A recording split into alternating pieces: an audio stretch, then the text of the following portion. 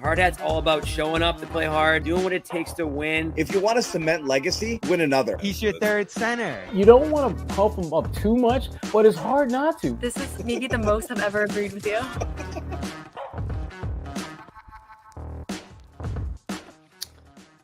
What's going on, everybody? Welcome into an emergency live Garden Report / Big Three podcast crossover with Ashrod Blakely and a rare guest on the Garden Report, Gary Washburn, jumping in here. And he needed an outlet to get his thoughts out to the world and tell people what he thinks of this trade, which honestly not only was one of the most shocking trades in any sport I can remember in my lifetime, but just how it happened at night on a Saturday night when the entire world was like, yeah, this is a joke, right? Like, when after the Lakers game. We all thought we were getting punked. Everybody thought they were absolutely getting punked. So we're going to get all sorts of reaction, see if there's any new developing opinions, new pieces of information trickling out a little bit today, but nothing that quite can make sense of this deal. And you see it on the screen right now. The Mavericks trade a generational talent, albeit one with some flaws and some concerns, some baggage, Luka Doncic, and some other stuff to the Lakers for Anthony Davis, Max Christie, and a first-round pick 2029. Before we get started, we'll tell you quickly that this episode is brought to you by PrizePicks, the largest daily fantasy sports platform in North America. Download the PrizePicks app today. Use code CLNS. Get 50 instantly when you play 5. That's code CLNS. Get 50 instantly when you play 5. We also want to let you know that the show is brought to you by Game Time. Take the guesswork out of buying tickets with Game Time. Download that app. Create an account. Use code CLNS. $20 off your first purchase. Terms do apply. What time is it? Game Time. Now, let's get back to the story and what in the wide world of sports is going on here. We'll start with Gary Washburn because he doesn't often get a chance to share his opinion with us on the Garden Report. And Gary, just your initial reaction and where you are with it now today after letting it marinate for a little bit. Yeah, I couldn't believe it, to be honest. I went to bed early before the Laker game ended, and Sherrod will love this. I got up in the morning to check the final score of Syracuse-Cal basketball. Yeah. Because Cal was down 17 at halftime, and I was like, Christ, they're just another clunker.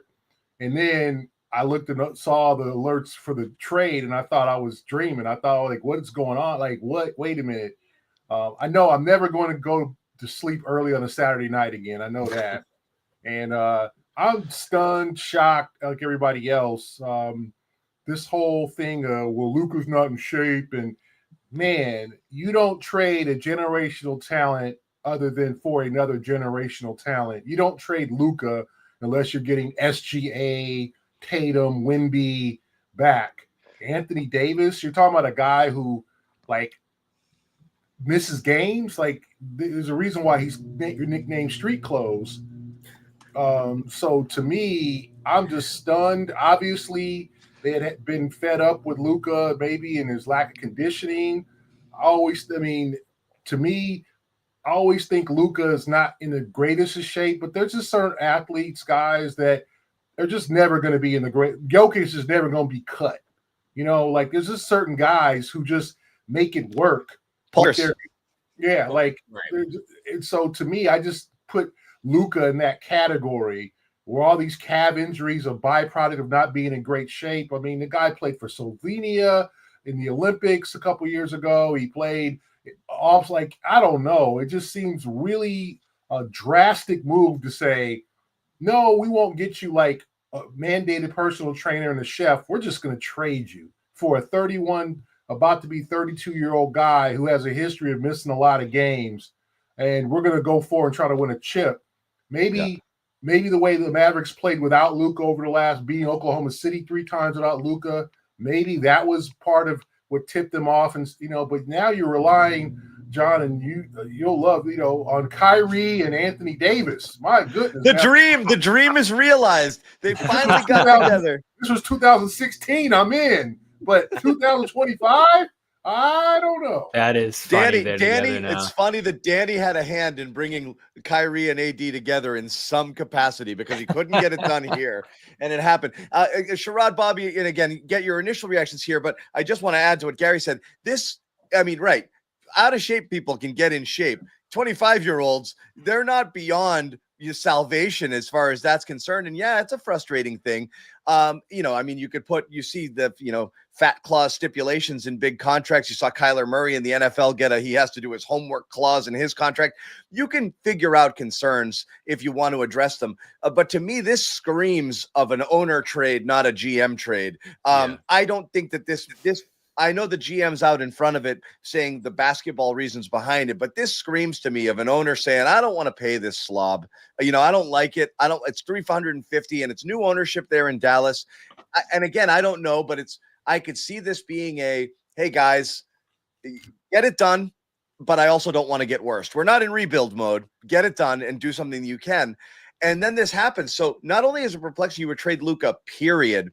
But to trade him for what they traded him for, which again, Anthony Davis is nice and a top 10-ish, top 12, 15 player, but he's 32 and he's a big and he doesn't want to play inside as much. And you could see his career transitioning into more of a jump shooter and a guy who doesn't want. How long is he going to be Anthony Davis? Not much longer. And Luka's not 26 years old yet. So again, not only the trade, but the return to me is stunning. Two things that bother me about this deal from the Dallas perspective. First and foremost, to just kind of piggyback off Gary said earlier, you're talking about a generational talent. You don't trade those type of players unless you're getting a similar player in terms of impact or a bunch of shots at getting a generational talent. In other words, you got to get at least 3 or 4 first-round picks to me for this to even be a possible reality if you're Dallas. But the other point, John, that I think you touched on, and I think there is some of this. I think that what we're seeing now is Dallas being proactive and not having Jimmy Butler 2.0 happen to them, where you've got a player who's really good but doesn't play a ton of games, but they want to get paid as if they play 82 games every year. And so they're going to be eligible for a major, major payday. And you got to ask yourself, are they worth it? And are you going to get basically enough return on that type of investment? And there's clear concerns that wasn't going to happen with Luka. So you cut your losses. You try to get what you can while you can. But I still think Dallas should have been able to get more than just Anthony Davis and a first-round pick. You should have been able to get at least 2 or 3 picks. I mean, damn. Look what Utah got for freaking Rudy Gobert. You're trying to tell me that you can't get multiple first-round picks out of the Lakers? Dallas, to me, again, it screamed as if they were desperate when they didn't have to be desperate for them to get this deal. Yeah, I agree with you guys that you can't trade Luka, and that's a bad decision. But if you do decide you're not going to be in the Luka business, if you do decide we're moving on from this guy, we don't like where his health's trending, we don't like where his weight is trending, and just his overall commitment to this thing. And there were some comments we'll get into from Nico Harrison about a tumultuous summer being ahead, which I don't understand what he was referring to, but he did see some problems coming on the Luka front, whether it was the money, whether it was the contract, ownership, maybe, John, you mentioned that. I don't agree with moving on from Luka. But if they're saying we don't want to roll with this guy anymore, we don't believe in him, we don't trust that he's going to age well, all that kind of stuff, I do actually like Anthony Davis as a return. I don't really care about picks, John. You know that. If you get 2 or 3 more picks, I don't know if people like this deal better. But to me, you're bringing in Anthony Davis in place of Luka. You have a solidified front court. You have a defense that's probably going to be 2 or 3 times as good now with Davis compared to Luka. And this is still a guy that can get you 25, 30 points when he's rolling. And I know he's had injury issues in the past. I know he's about to turn 32, but he played most of last season. He's played most of this season. The problem in my mind is that it shortens your window if Luka is going to continue to evolve and grow into one of the best players in the league, if not the best player in the league. That's where you're really. He's already there. He's been there. Yeah, He's been there. He's so- been there like 10 minutes after he entered the league. I mean, he's been a top 5 player almost from the moment he stepped on a court. And arguably up until he got hurt this year. Statistically, yes. I do worry about the defense, though, John. And we saw it in the finals. He cannot defend at a commensurate level that's going to win a championship. And once he got up against a team that was going to target him and go at him every single time, he looked helpless in that series. I mean, remember what we were saying after game 3? So that's where I think some of your concerns start if you're Dallas. Obviously, it's a money thing, too, and the new cap and all of that leads to some trades. We already saw it with Karl Anthony Towns. Everyone wondered what they were doing at the time, and it didn't look good. So this might go in that direction. And Luka goes on to look even better and have an illustrious career in LA. And Davis is at a point in his career where you're like, is he going to start to go downhill over the next couple of years here? But for this year only, they're still a contender. In fact, they might have a better chance to win the championship today than they did yesterday. So this is the part of basketball reaction and Twitter that's bugging me the most today is the smart basketball people telling me why this actually Dallas might be better. It's not a basketball trade. It's an asset management trade. You can't trade Luka. Yep. It's again, I might have a $10 million summer house and don't really need it. I trade it for a nice split level in Brookline, send my kids to good schools. That I spend, a fraction of it on that. Hey, that's more sensible for me. I need that house, but I just gave away a $10 million house for a $2 million house. Like, it doesn't make sense. Like, Luka is worth much, much, much, much more. So if you're going to trade him, why not shop him? How did this happen? How do they just call the Lakers and maybe, I think it was reported, one other team and say, you guys want Luka? Not even like, it's basically, first of all, whoever speaks first in a negotiation has already lost it. The fact that you're calling the Lakers, letting them know you want out of the Luka business puts you at a disadvantage. The fact that you don't call everybody else or just they didn't want it to get out, John. And yes, you do. The Mavericks are open to trading Luka Doncic. Oh, look at the floodgates. The offers would be insane. Insane. So that's what's blowing my mind. How in the world? This is a Belichick trade. Belichick doesn't want to be bothered, calls somebody and says, hey, I'm thinking of moving off of this guy. What would you give me? 2nd round pick. That's good enough. Make it so. And everyone's like, wait. You can get much more than that. He's like, I'm fine. That's good enough. And that's what it was. So, I mean, Gary, how has this happened that they basically are only dealing with the Lakers here? Yeah, it sounded like Nico Harrison had this in mind and had his target player in mind, which was Anthony Davis. Now, to me, as I've said, you don't trade Luka. Like, I'm just trying to get my mind put your brain there. Yeah. This whole, like, how not durable he is. His games played since he started. Rookie year 72, second year 61 of the 66 because it was a shortened year. Third year 66 of the 72 because it was a shortened. 65, 66 last year 70, and this year 22 because of the cap. This is not a guy who's missing 30 games a year. This isn't Kawhi Leonard. The guy averaged 34 points a game last year and shot 38% from 3. It ain't the final, and averaged 10 assists. The finals is not his fault. The finals was PJ Washington, Kyrie Irving, and no one else stepped up to help Luka. They didn't have the tools to win the series probably, but Luka got no help. Like, let's be honest. I mean, Luka got no help. And so I'm not blaming the finals on Luka, he was exposed defensively. The Celtics won this series. The Celtics offensively during the finals were not great. They won the series with defense. And the defense on Luka, but look at the guys that were supposed to help Luka out and they didn't. So I'm just trying to figure out why the hell you would shop this guy as opposed to doing, if you want to do something like, I get it, 345 or whatever he was going to get over 5 years, more than Tatum, the highest contract, but he's a generational player. He's an international player. He's popular. His jersey sales is always in the top 2 or 3. Like, you say Luka, how many guys from one name, LeBron, Luka, there's only very few guys that are known by one name and you know who they are. You talk to an average basketball fan and say Luka, they know who you're talking about. For Dallas, you could try to squeeze a title out of this, but you were trading a guy who's not even 26 years old.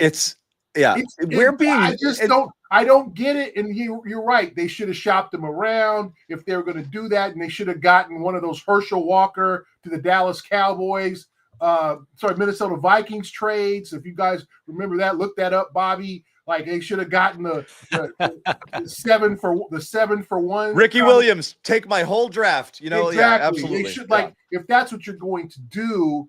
But the Lakers don't have enough assets. The Lakers don't have enough assets over the next 5 years to complete this trade, let alone what they have in the till right now. I like the fact that they got Max. I like Max Christie. I think he's going to be a nice prospect. He's not going to be a superstar, but okay, give us that guy, 21-year-old guy who's emerging or whatever. But if you're Nico Harrison, I'm just astounded at the return. I'm astounded why you would. And obviously, it had to be something personal. He's like, I ain't calling that dude. That dude don't want to talk to me, so I ain't call him. Like, at least you give him the respect of going, Luka, this is what's about to happen. Like, to me, I don't know. I think it says a lot about the Mavericks organization. Let's see what, I'm sure Luka's going to love LA. He's going to be a darling. He's going to have a good time. I'm sure there's a Slovenian community in LA more than there is in Texas. Let's be honest. So he'll be comfortable. He'll have restaurants to eat and places to go, and he'll be a star. He'll go to the Grammys and the Oscars and all that. But you make a movie or two. Yeah, you do not trade. Like, there's 5 guys: SGA, Tatum, Wemby, maybe Anthony Edwards, and the rights to Cooper Flag. If they got the rights to Cooper Flag, then you're like, hey, okay, all right. Like, you get the number 1 overall pick or something to that effect, where it's like, we just want to start over. Okay, we want to start over with a 20-year-old because we're tired of Luka. Okay, you're starting over with a 32-year-old who's got a history of injuries, who's got a history of not playing hurt, who's currently out with an injury. Yeah. That's the issue. And here's the comments here from Nico Harrison. I understand why they'd be shocked initially, but I do believe we position ourselves to win now. I think that's where people get a little stuck here in this idea of winning now. This isn't about now. This is about the next 10 years. And that's ultimately the goal, why we're here. It's one of those things where it's my job to make tough decisions, put blah, blah, blah. And again, I don't fully get it. I want to push back on something earlier. And I know, Bobby, we've gotten into these conversations before. It is not saying the defense. I just think that this is a specious argument when people try to point to defense or something like that to poke holes in players. The most transformative players in the league over the last few years are, Luka, Nikola Jokic, Steph Curry. None of them are there because of their defense. I think people sometimes look at it like, well, his offense is a 10 and his defense is a 4, so he's a 7. And it doesn't work that way. Those guys control every aspect of what goes on the floor on the offensive side. Luka is a 14 out of 10 on offense. He does everything. So he's so far above, no offense, guys, everyone get mad in the comments. He's so far above Tatum in terms of what he does for an offense that you can't say, well, Tatum defends. Like, I'm not saying Gary listed him. Tatum's among the type of players you'd need to get in return here. But we have to understand what Luka is on that side of the ball. And that is beyond what most people are, even the best offensive players in the league, even the SGAs and the Tatums who are outstanding. He's on a different planet. So it's not just a straight balance that he can't necessarily play defense. But again, going back to the return, you got to get one of those guys. If it's not for Tatum or SGA straight up, you need multiple, like an Amen Thompson and Jalen Green and all of their picks. That's the package you get. That type of 2 stars. Look what the Celtics were supposed to do way back when they wanted to get Anthony Davis. What was being talked about? A pick that was going to be a top 2 or 3 potentially, like lottery type of picks going forward and multiple picks. Plus, they wanted Tatum and Brown at the time. That's what and then the Celtics were holding firm on one, and it wasn't enough to get it done. You want 2 up-and-coming stars, or at least one that's already almost there, but not on Luka's level, plus all of the picks. That's what's crazy to me. What did you buy here? A better rest of this year? It's insane. I can't And defend them not shopping it him. doesn't put you But over the top. You're still not the best team in the West. I'm not even sure if you're like top 5 in the West. So as far as this deal helping Dallas now, I'm not sure you moved that much closer to being a champion this year than you were before the trade was made. And again, that to me is where this is just a perplexing deal, because I don't think it significantly moves you closer in the present, and it damn sure doesn't help you down the road. I think it makes you a little better in the present defensively, and I'm gonna stick to that, John, because Luka was in a place defensively. Not just that he struggled a little bit, or that he could be exposed here or there, that he had limitations. He was just apathetic to that side of the floor. And you look back at some of the final stuff, Gary, and I know I agree with you that it wasn't his fault, but he didn't help them on that end to the point where he's just floating around, not in the right positions, certainly not giving an effort on that end. And that's why, John. Yeah. Imagine if they did this. JT for Bam. You'd lose your freaking mind, right? JT for Bam in a first. You would lose your mind. We're talking about the 8th or 9th best player in the league, maybe. You're talking about a guy who's 32 years old with a history of injuries, and bigs don't age the same way that other players do. So no, you're not. We're not. We're talking about a bad return here. The wrong type of return. Yeah. Right. And I can't defend them not shopping him and seeing what's out there. But what else are you going to get in terms of a centerpiece player return? Are you going to get Kevin Durant? Are you going to get Steph Curry? Like, talking about the kind of guys that you would flip for your cornerstone player in return for a new cornerstone player. Like, you're not going to get much better than Anthony Davis. But that's kind of the point, Bobby. You're never going to know that because you never gave yourself a chance to expose this to the other 29 teams in the league to see if they would be willing. And I can't understand that. The only thing I can think of is that maybe if you don't end up moving him and it gets out that you're shopping him, all of a sudden that relationship's deteriorated. And I don't know, Gary, I don't know if you read the comments from the GM there, but he had all this talk about, we don't know if we were going to be able to sign him this summer, and he might have opted out or he might have looked to leave. That's the part that I'm struggling with here. Like, did they think he was going to demand a trade? Gary, are you hearing anything from people? No, I haven't heard that he's unhappy. I have not heard a word that he's unhappy in Dallas. I have not heard that, we were just down there. We have not heard that, this team feels like, because if you look at it, maybe what encouraged them, as I mentioned earlier, was how well they played at times without Luka. They've beaten Oklahoma City this year 3 times without Luka.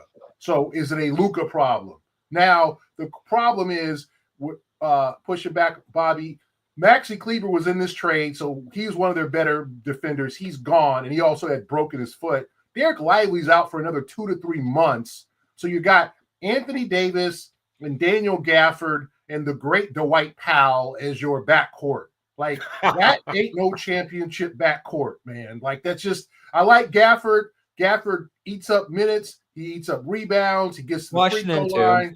But I mean, that's a thin backcourt unless you bring in somebody else. Now, Dallas is like, hey, we're looking for someone else.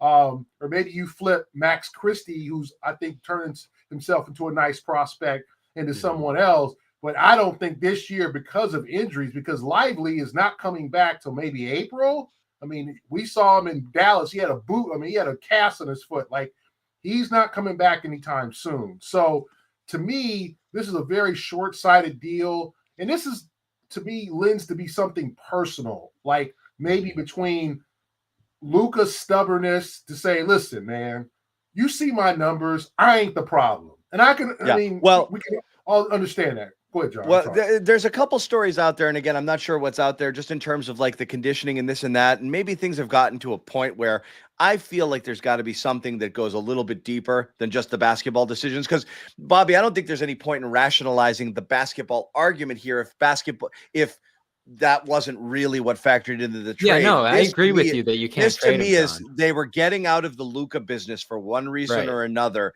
and something tipped. And I'm not going conspiracy theory that there's some story that's going to come out after the fact that he's done something off the court that he's going to have to deal with. Nothing like that. But there's a report out there that his weight's ballooned while he's out there. And I don't know how many people have seen him in his recovery here. I saw one story said, people are saying he's up to, I don't know if this was attached to the McMahon story or not, 250, 260, 270, like way past what would be the point of acceptable. Dallas, John, he looked like he had some khakis on. He did not and look he looked like normal. We John, we all can look. We've seen beefy you can see it. Luka. We've seen beefy Luka before. Yes, we've seen Luka with a couple of cheeseburgers before. This was not the guy. I saw him. I didn't look and go, damn, he's oh boy, he's going to need a conditioning program to come back to the court. Like he looked slim. He looked like he just, So that's why So I don't get it. I don't get it. Something's there. All right, we'll break down a little bit more. Sherrod's going to have to bounce in a minute or two. We've got to pay some bills real quick before we do. So we will let you know right now. We've got Prize Picks here, and if you're not in on the action, you should be right now with Prize Picks. Great time to get going a week ahead of the big game. Prize Picks, best place to get to place a real money sports action. Over 10 million members. Pick more or less, at least 2 players shot up to win 1,000 times your cash. It is that easy. Super fun, super easy. And if you see the code on the screen, that's all you have to do is sign up and play 5, get 50 instantly in your account. You do not even have to win. Use that code CLNS. Again, download that app, play 5, get 50 instantly into your account. And what better way to get going with it than this? It's basically a free game pick for the big game. Patrick Mahomes, 0.5 passing yards. You pick more, that's a freebie, that's a free square, and an easier way to make good here and earn your money. So again, check it out. Prize Picks. Sign up today. New users, play 5, get 50 instantly in your account. We did lose Gary. I mean, we lost Sherrod. Gary is still here with some more thoughts here on the trade. And again, once you get past the initial shock value of it, I don't want to put you out there, Gary, and have you say something you haven't heard from someone directly, or do you have any theories beyond just simply an owner getting cold feet or a rational basketball decision? Do you have any, like, what are we missing here? What's the missing piece? I think it's a combination of one, probably how well they've played without Luka. And I think those 3 victories over Oklahoma City without Luka this year, right? The number 1 team. So they're putting a lot of confidence in Kyrie Irving. Kyrie has been a model citizen since he's been in Dallas. He's kind of cleaned up his act. So maybe those wins, in addition to do we want to pay him $350 million? And is he going to either opt out? Is he going to, and then obviously Luka has his ways of feeling about how he feels. If he doesn't think he needs to get in great shape, then that could be an issue with management also. It could be just like, hey, we've tried to tell this guy, lose that 20 pounds, get more muscular, get more cut. You're going to last longer in this league. Okay, I got you. Then like some guys, they go back to Slovenia. He's eating his mother's cooking. He's hanging out. All of a sudden he comes back and it's like, oh man, he started like at the end of the season, he was great shape at the finals, and he comes back for camp and he's, I got a sore calf and my hamstrings are a little tight. So I think it might've been a philosophical difference between management and Luka and his team, because every guy who's as big as Luka has a team, right? And then also I think how well they played without Luka. And then in terms of defense. Now, Nico Harris is trying to build a team that's relied on defense, and you've got Kyrie as your front guy. Okay, but Kyrie is at least trying. That back court, the front court with Gafford, with Lively. Lively's a key piece here. If he comes back, yeah, they'll be much better. I'm a big Lively guy, right? And I'm a big Gafford guy. He basically kept the Mavericks in the game most of the time last week when the Celtics pulled away. I mean, because they couldn't do anything they had nothing to do with, they couldn't do anything with Gafford. But is that a championship team? No. But I think it might be a money-saving proposition. I think it might be a situation where it was just philosophical differences. And you know what, Luka, we're going to send you, you're LA guy. You seem like you want to be a star. We'll send you over there. We'll get a guy here that works hard. And quite honestly, and AD, is that the guy? Banking on AD long term is, to me, the tough part, because 65 games is as best you're going to get out of AD to me. Like that's a maximum situation. And now at 32, 33, 34, it's going to slow down. And you're going to have another emerging star around him. You've traded that guy. So I'm not sure. Trading 25 for 32 is, that's a lot. Yeah, you're shortening your window big time, especially if you think Luka could play another 5-10 years at the highest level here. So that's the tough part to wrap your head around too, from the basketball perspective. And again, John, I agree. You can't trade Luka.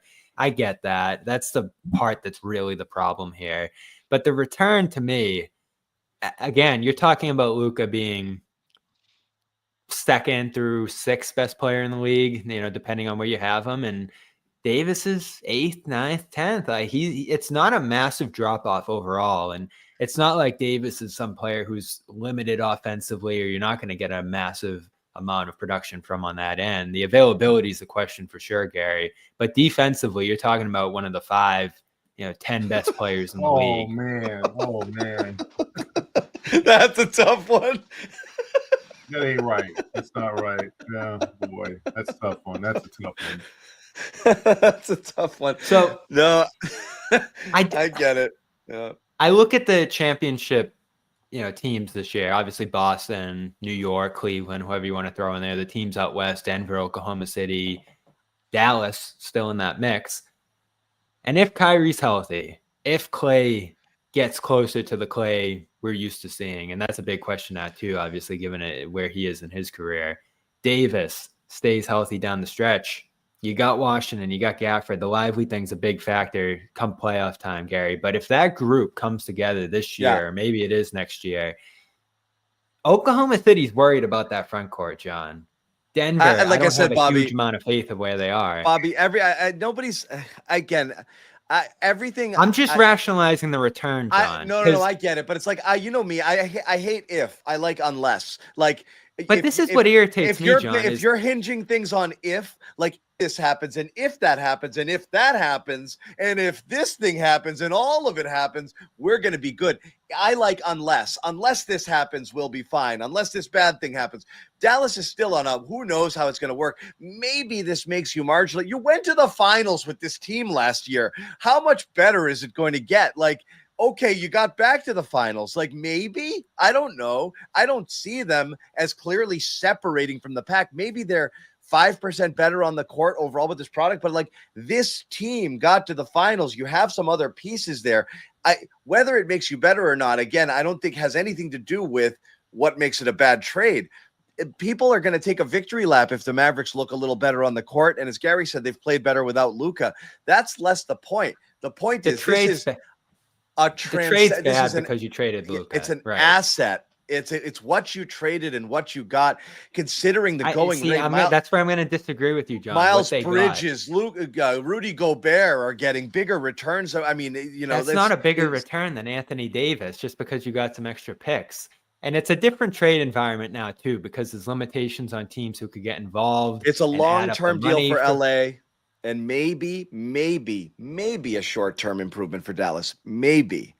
Right. But no value. Yeah. To me, like, look at the Lakers. Okay, so Rob Pelinka, who is taken a lot of criticism for his lack of activity, for some of the moves, of bringing in Westbrook. Gary, do you think the Lakers wanted to give up Anthony Davis? For Luka, hell yes. I think the Lakers. Oh my God, I think they're like, okay. I think they're like, think about it. Thank you, Anthony. You gave us the bubble championship. Yeah. Good. Immediately put it on hold. Everybody laughed. And then they picked up the phone and like, yeah, I think we could do that. But they couldn't do this trade fast enough, Bobby. Yeah, they pay for a spaceship to take them to Dallas. Yeah, like, are you serious? Like, yeah, like totally. I think, one, the Lakers franchise is built on superstardom. Kareem, Magic, then the lean years when Magic retired, then they got Kobe and Shaq, then it was Kobe by himself, and then those lean years when they got all those lottery picks they botched, the Brandon Ingrams and the D'Angelo Russells and Julius Randles where they were supposed to be. Then they got LeBron and AD. Now, quite honestly, you've got your next generational star who's only 26, so he's got 10 plus years to go in LA. And we all know Luka likes the spotlight. So what? He's going to be a Hollywood guy. Yes. The Lakers are like, because let's be honest, Bobby, they weren't really winning at a high level with AD. Last year, he played in 70 games, and they lost in the first round. Like Hey, Jokic. I mean, this, yeah. Yeah, but Laker fans are like, this was nice. Thank you, Yeah. Anthony. But Luka, yes, the Lakers are seeking a superstar, and all they gave up was a 32-year-old Anthony Davis, a first-round pick in 2029. Who knows who that's going to be? And then Max Christie, who was a second-round pick, who ended up being a solid piece. He might even start for them over like Spencer Dinwiddie when he gets there and gets settled. Who knows? He might be a starter for them eventually, or even now. He So was that's a starting for nice LA piece. too. But because I mean he took 2-3 years to develop, right? So to me, if that's all you're giving up, you're not giving up any of your young if you had given up AD, Dalton Connect, like Austin Reeves, okay, you're giving up 2 starters then that's different. They gave up basically a starter and a prospect and a pick for Luka. Luka, for Christ's sake. Like, this is insane to me. Like, it's insane. We all love AD. Like, when AD is one of those players, when he's right, but he ain't always right. In a time where at 30 plus in the NBA, your clock starts to tick. Not everybody is LeBron and Steph. Everybody can't play till 39. And it's like, AD, do you think, Bobby, honestly, do you think AD will play 5 more years in the league? Bobby, did we lose you? I think Bobby is frozen. I'm going to remove him while we wait for Bobby to unfreeze because I want to follow up on that. And we're going to do the thing that's going to – this is where we lose viewers. We're going to talk about whether the Celtics should have and could have and might have gotten involved here and what that might have looked like. We'll talk about that. And this is where I get everybody to hate me on the show, and that's fine. Real quick, we want to let you know about another one of our sponsors here on the Garden Report, and that, of course, is Game Time. And boy – do you know what the next home game the Celtics play is?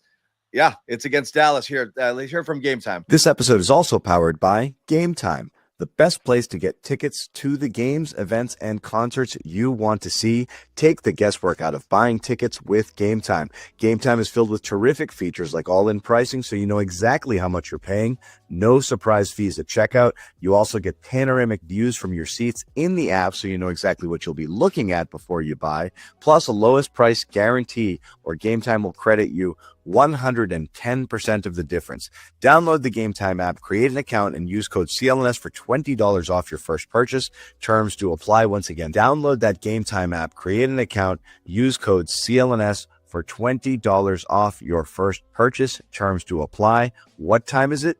It's game time.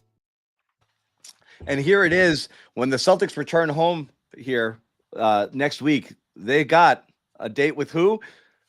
The Dallas Mavericks. That's right. We've got Philly. We've got Cleveland. That's a big one. And then Dallas. What are you going to get here? I don't know if Anthony Davis is there, but you're getting the retooled Dallas Mavericks, who are here to prove that Bobby was right. And this was a good trade. If you want to get in now. There's some pretty good seats available, as you can see here on the app. Download that Game Time app, create an account, use code CLNS. And yeah, you can get pretty close to the action. Some pretty good deals here to get in and check out the retooled, revamped, championship contending Dallas Mavericks here at the TD Garden and NBA Finals rematch. So that's fun if you just want to go. But you want to go troll Kyrie a little bit, that's fine. It's not nearly as fun without Luka. But again, get in on the action with Game Time. Download the app. Code CLNS, $20 off your first purchase. Terms to apply. So I'll ask you guys this. Let's say they shopped it, and let's say it was out there, because look, who doesn't play the what if game, right? This is what you do. Such and such is available. Whether or not you want to do it or not, you're always going to wonder, oh, Could we get him over here? So let me ask you, he goes on the market right now, Gary Washburn, and this trade doesn't happen. We'll rewind 12 hours. And instead, the tweet is the Dallas Mavericks have been informed, that Luka wants out and they're going to trade him by this deadline. And every team scrambles to put forth their best offer. Do you expect Brad is picking up that phone? And what do you expect Brad is saying? Well, that's an interesting question. I don't know. The fantasy, if this happens, is pairing Tatum and Luka, right?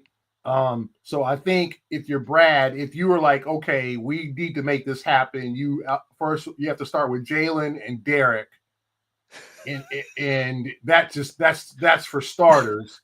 And then I don't know if the Celtics have any other prospect. Like they don't really have any. Peyton's probably their rising guy that you could throw into a deal where he'd be a deal sweetener. Like, it's like coffee, makes it a little more sweetener. Like, I think how the Lakers threw Max Christie, like, hey, yeah, give us that guy. Okay. So I think it would probably be those three, and three probably first round picks would be, to me, what it would probably take. So now you're taking away your point guard, you're taking away your starting small forward, and you're pairing Luka and Tatum. I don't think Brad would want to do that. I think if that was the case, that's what it would take. It would have to be starters, 3 veteran players, and then probably 3 draft. Unless it's Tatum. Unless it's Tatum. Unless you're like, you know what? We're just going to take this chance and we're going to move star for star and just see what happens here. But that's That's the only other way. Otherwise, you've got your entire roster. It doesn't make sense. It probably makes you worse in either way, but it's an interesting conversation. Yeah, and of course you get the new trade restrictions now too, so it would have to be Jalen for Luka straight up or Tatum for Luka straight up. So yep. So it probably couldn't happen. You're not going to trade Tatum for Luka. Jalen. This is keep going back to the Davis thing. If you're Dallas, you're taking Anthony Davis over Jaylen Brown straight up in a trade like this, and then whatever the picks would have been. Celtics actually don't have a ton of picks long term, maybe like 3 or 4 that they could throw in here after the holiday trade. So you do Brown, right? If it was Brown for Luka, you do it. If it's Tatum, the chat for Luka, does not. I'm very. I mean, you have I'm not even going to give my opinion, Bobby, because I'll light this place on fire if I do. And so I'm just not going to do it. But the chat has decided that even Gary just laid it out pretty clear. You'd have to do Jalen plus this, plus this, plus that to get it done. Maybe not, considering only AD plus a pick got it done. So maybe Jalen straight up with a pick gets it done. But it's funny that Gary's mind initially went to actual value in an auction format where he was put out to the world. What would you have to do to beat other teams' offers? It's probably Jalen and stuff, but the entire chat is like, if somebody even suggests Jalen for Luka straight up, they're crazy. Okay, I know what level of dialogue we're having here. Like, Celtics fans don't want to hear it and don't want to have it.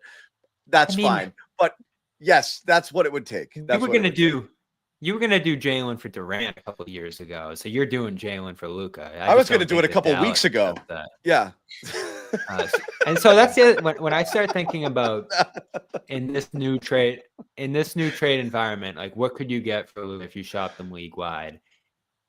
You could probably get Durant, but Durant's 35 now. He's at a different phase of his career. 37. Like, I think that's a minimum. Yeah. I know. I'm kidding. Bobby, I'm kidding. I think minimum. I just said before, I think there's 4 or 5 guys you would move, like Wemby, SGA, Anthony Edwards. Like, I think there's just a small handful of guys you would move. I wonder what Minnesota would have said if they called about Edwards. Exactly. Anthony Edwards. Now, that's an interesting one, Bobby, because to me, that's somebody who is as much as he produces, they're not having a great year. Maybe he could be the issue.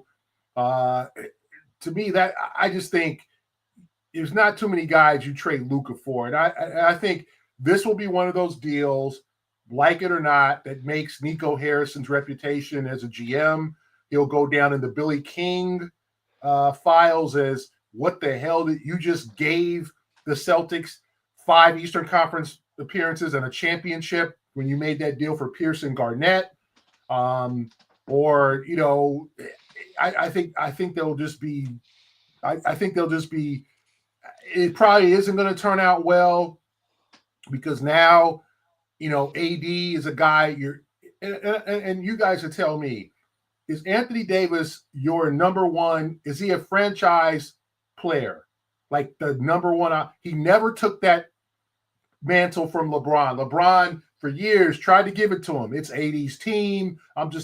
He tried to be the number 2 guy, and he still is not the number 2 guy. LeBron is still the number 1 option on that team. We saw it last night at the Garden where he just put on a show. Like, is AD the type of guy who can be your number 1 franchise option? And maybe in New Orleans he was, but they weren't as successful. The Lakers, he never took that mantle from LeBron. And now at 32, can he be that guy? Because that's the guy you're going to need to make this trade work, because Kyrie's 32, about to be 33, and you don't have any super like Derek Lively, like you don't have that guy. Yeah. AD at 24 or 25, then you can start to make a case. Absolutely a top 3, 4, 5-ish asset. When the Celtics were talking about adding him to the mix here, that's what you were adding. You're adding one of the top players in the NBA, no question about it. One that needed someone else. AD is not going to be alpha. He needs a scorer alongside him too, someone playing on the perimeter. But you wanted to get that kind of the Shaq Kobe, the big man, you know, kind of whatever, duo in place to get that done. He needs that for sure. He's not the guy who's out there going to do it all by himself.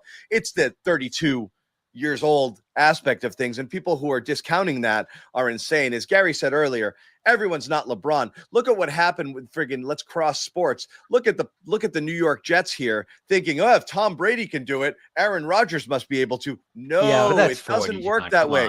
I understand, but like that's also quarterbacks who age a little bit better. You can't, it's like the amount of people who do this sort of stuff and continue better, particularly bigs, it doesn't work that way. You know, like it catches up with you. I'm curious to see what it's going to look like. I know Harrison's out.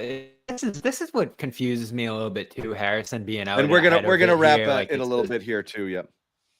Go ahead, Bobby. Like it's this basketball sense, and it's so obvious because it's not obvious, John, because of the age, and obviously Clay and Kyrie are at a different point in their careers too. So it's not like they're going to be able to do the LeBron frontman thing alongside Davis here either.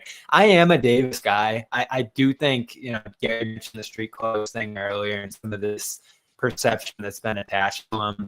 I think he's a much better player than fans generally give him credit for at this point in his career. And I know the championship was 5 years ago at this point, but he was the central force in that run for LA. And at times over the last couple of years, so it's going to have to all come together here. It's not like he's going to take the ball and score 30 points a game and drive them to the promised land here. They're going to need Kyrie being Kyrie. They're going to need Clay being Clay. And that's a lot of ifs, as you mentioned earlier. But defensively, to me, the size in their front court, you look at the players that they're going to have once Lively does come back, Gary. I see a little bit what they're doing here. I see the vision that they have. Obviously, you're moving off Luka, not for basketball reasons, but for some other reason here, whether it's the money, whether it's his commitment or weight, whatever you want us to say here. But to me, the only thing I'm going to defend is the return, because I do believe in Davis at that level. I do believe in this massive front court that they're building here compared to Cleveland, what they're doing out there. But there are a lot of ifs right now, and that has to concern you. They were ifs with Luka too, but the one thing you could say about Luka, Gary, is that any given series, even that one to some degree, people pick past on that, right? You could imagine him carrying that team 2-4 wins in a playoff series against basically anyone. And now you don't have that. Like you're saying Kyrie needs to play at his highest possible level. Clay, who is really past his prime at this point, has to play at his highest possible level. And then Davis, of course, has to be available, aggressive, and the best version of himself. So I'm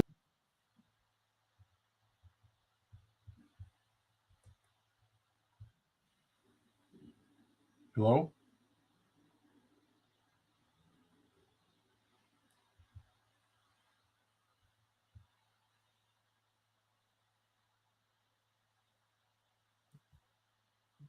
You got me? You got me, Gary? I can hear you, Bobby. Sorry, Yeah, we had a I couple. was saying I'm confused. Bobby, time. You're just a second because you were a little jammed up. If you go again, just okay. Sorry, we got a little crossed up there, and Gary got left alone. Go ahead. Yeah, I was going to say there's a lot of ifs here from the basketball perspective, and it is confusing to hear Harrison talk about this like it's this stroke of genius or that they're, building something from a basketball standpoint that people don't understand. What we need the answer for, Gary, is why they decided they don't want to be in the Luka business anymore. And maybe there's some allusion to his weight or his commitment or even interpersonal stuff here that might have gone on. But that's the real question. It's not what are you doing with Davis? It's why couldn't this work with Luka? Because you don't trade Luka, and that's what I'm gonna give everybody here is that you just can't do that. No, I mean, I feel like there's very few guys in this league who give you that factor. What I mean by that is when it was like in John, remember, it was like when Jordan had the ball in his hands, it was like, oh shit, especially he's playing against your team. Luka on certain nights, remember that Western Conference Final game against Minnesota where he was talking to somebody, remember Snoop Dogg was at the game and he was talking to whoever was behind Snoop Dogg, and he was just literally like, oh, okay, you got something to say, huh? Like, and he was going at like, Luka can score 50 without losing any sleep. Luka can be that guy that can just carry your team, that can just not miss. And that's intangible. You cannot teach those things. That is like, to me, what makes him a franchise player. Just look at what the Sacramento Kings did, Bobby. They skipped over Trey and Luka to take Marvin Bagley Jr. Okay, like if you're talking about a fireable offense where Vlade Divac did that, like the Kings missed on both. Every team was, because obviously you remember, Bobby, when he came out, we had no idea how good he was going to be. No one knew about this guy. He was kind of a mystery, and we've had mysteries before. I remember Dante Exum was that guy that there was people like, oh, he could be a real star, and he ended up being a guy who could never stay healthy. And remember, will the Celtics take Marcus Smart or Dante Exum? And obviously it worked out for them. They took Smart because Exum got taken. Then you had Dragan Bender. Yeah, Dragan Bender. Okay, like we all thought, hey, Dragan Bender is going to be a difference maker in this league. There's always been guys like that. And Luka was the one who probably resurrected our faith in a lot of European prospects, because for a while there was a lot of guys who just slipped, failed, were busts, or were okay players, Bargnanis and those guys who ended up being like, he's okay, but my goodness, there was a lot of hype. And Luka now made everyone pay attention to anyone from overseas that was coming into the draft, like he could be the next Luka. So I just think when you have that type of talent, and you've got to just understand the warts that come with it. And obviously, like you said, it was probably a personal thing. It was a Luka thing. It was a situation where the Mavericks were like, maybe the ownership said, I'm not paying this guy $350 million, and he's not in supreme shape.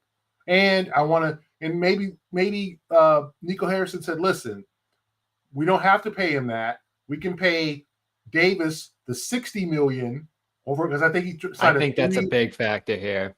3 years, 180 extension. Okay. He said, I'm sure he went to the ownership and said, listen, we can pay 3 years, 180 as opposed to 5 years, 350.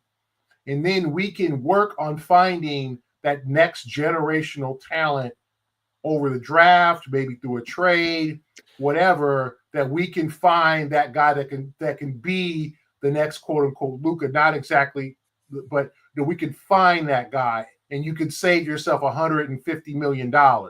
And I think that probably played into it, because if you're Mark Cuban, who's no longer the owner, Mark Cuban does not do this deal. I'm sure Mark Cuban is like shaking his head, wondering what the hell's going on. What's There's going on no with way my he does team? it.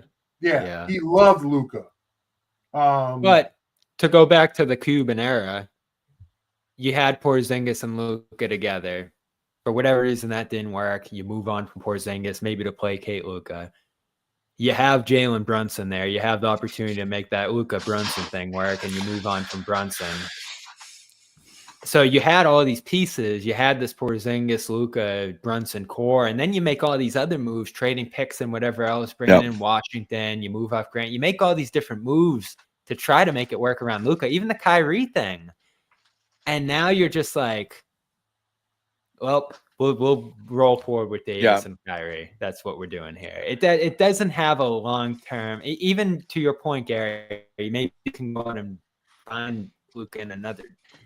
Why do that when you already have Luka? And I get he's not perfect. I get he has a lot of words, and they're probably even worse than we can understand right now if they were willing to do this. Yeah. But he's 25, right? I mean, 28, he's a different person. 30, he's a different person. And you have that whole runway with him. And I think it is kind of hard to wrap your head around the financial reality here, John, like with new ownership, with new cap restrictions. You're really stuck at a certain point in how you're building your roster. But this is why I'm not going to do like him. Yeah, that's why I'm not going to do this guy in the past got this. It's a new world. The economics are totally different, and people value assets more nowadays than even a year ago, 2 years ago, because of the cap realities and how punitive you can only it can compare be and how difficult it is. Trade. So now I think you're going to see more of these types of deals where before it was like, oh, screw it, I'll pay this guy because what am I going to do? Not have him? And now people are going to be a lot more selective about who they're giving these super maxes, the Julius Randle, type players who are like, well, shit, they made an all NBA team and now I got to super max him to keep him. What am I going to do? Get rid of him? Yeah, the answer is now probably get rid of him. So Dallas reached this conclusion with a player who's far beyond that level, clearly deserving of that, but just deciding I don't want to invest my money in that for whatever reason that they decided. So it's a different thinking. And so I wouldn't be shocked if we see more trades that are surprising, like, holy crap, they don't want to, because it's so much money and it really becomes you hand your franchise over to this person if you pay them. So I'm curious how that's going to play out in the future. I still think it's a bad return because teams are going to line up. Teams wait their entire lives to line up to get a player like Luka Doncic. He's better right now than probably any player a dozen NBA franchises have ever had in their history on their team. So they don't come around often. They could have gotten more. It is what it is. But we are going to wrap. We've kept Gary here long enough, but we're thrilled to have had him on here. If you want to catch the audio version of this podcast, we're going to double it up. It's both on the Garden Report feed and over on the Big Three podcast. And if you don't know about the Big Three podcast, shame on you. It's Gary Washburn, Sherrod Blakely, obviously, who we just heard from earlier, and Kwani Lunis, one of the best basketball podcasts, not just talking Celtics matters, but all matters. Really fun listen. You guys should subscribe today. In fact, everybody who's here, subscribe now. I'll wait. Okay. Subscribe, rate, and review the Big Three podcast, the audio version. You can also catch it on the CLNS Media Network over on our YouTube channel. Subscribe to those channels as well, Celtics All Access and our main channel for all sorts of Celtics content. Before we go, I will let everybody know we have more stuff coming on today. We got to do some football programming for Super Bowl preview. We're going to be traveling out to the Super Bowl as well, so we're going to have coverage from you all week long. And we got a game. So Celtics play. Bobby or Gary, are you in Philly right now? Are you home? No, I'm home. You're home. That's why you get to wear your Celtics green, because you don't have to act like you're not a journalist out there. It's a bossy globe. Yeah, you know me, John. I'm a big green teamer. Yeah. No, I'm a Berkeley guy right there with you, by the way, Gary. I don't know if you knew that. I was born out there. Awesome. Yeah. So it's you and me versus the Cuse guys, Bobby and Sherrod over there. Yeah, but again, definitely subscribe to the Big Three Big podcast. win last night. Thank you, Pete. That's what I like to see. And check that out. It's twice weekly on the CLNS Media Network and over on their feed as well. And of course, catch everything that Gary Washburn writes over on the Boston Globe. And if you aren't doing that, you're missing out on a lot of great basketball insight. I'm sure Gary's going to do some digging and find the scoop, figure out exactly what went on here. As the dust still settles, it is incredible that we're 12 hours or so after that this happened, and I don't think it makes any more sense to anybody. We have no more explanations. It might be as simple as all of the stuff. John, that we've everyone discussed here, thought Shams got hacked.